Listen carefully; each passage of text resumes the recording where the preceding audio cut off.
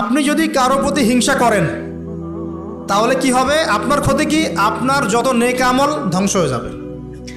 হিংসা সেভাবে নেক আমলকে পুড়িয়ে দেয় যেমন করে আগুন কাঠকে পুড়িয়ে দেয়। হাদিস শুনেছেন হাদিসটা? হ্যালো এভরিওয়ান, আজকে আমরা এসেছি আসামে। তো আসামে আসলাম আমার এক ভাবির বাপের বাড়ি। তো বাপের বাড়িটা এত সুন্দর, দেখেই মন ভরে গেল। তো আমরা ঘুরে ঘুরে পুরো বাড়িটা দেখছি, তো তোমাদেরও দেখাবো। খুব সুন্দর বাড়িটা, এত সুন্দর বাড়িটা, মানে নতুন হচ্ছে আর কি, কাজ হচ্ছে। মানে পুরনো বাড়িটাও সুন্দর, আবার নতুন বাড়িটাও সুন্দর। তো এখন আমরা যাচ্ছি, একটা পুকুর আছে ওদের, পুকুরে নাকি অনেক বড় বড় মাছ।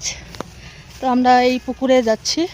এখানে নাকি আগে মানুষ বলতো জান বসায় নাকি, তো সেই জানে অনেক অনেক মাছ ধরে। তো আমরা এখানে এখন ঘুরতে বেরিয়েছি, দেখি মাছ দেখা যায় কি না।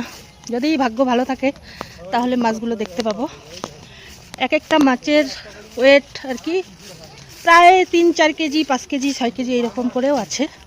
তো চলছি আর কি, মানে বাড়ির সবাই এসেছি আর কি সবাই। তো দেখাই তোমাদের, এই যে আমরা সবাই যাচ্ছি। পুকুরটা হচ্ছে এইটা, দেখো পুকুরটা বিশাল বড়, মাছের জন্য আর কি এরকম কচুরিপানা দিয়ে রেখেছে যাতে মাছগুলো যায় না, বেরিয়ে না যায় আর কি। তো বাড়ির সবাই এসেছি। তো বাড়িটা একবার দেখো, দূর থেকে খুব সুন্দর লাগছে বাড়িটার ভেতরটাও খুব সুন্দর, তোমাদের দেখাবো অবশ্যই। বিশাল বড় পুকুর থেকে দেখো বাড়িটা খুব সুন্দর। এটা বাড়ি,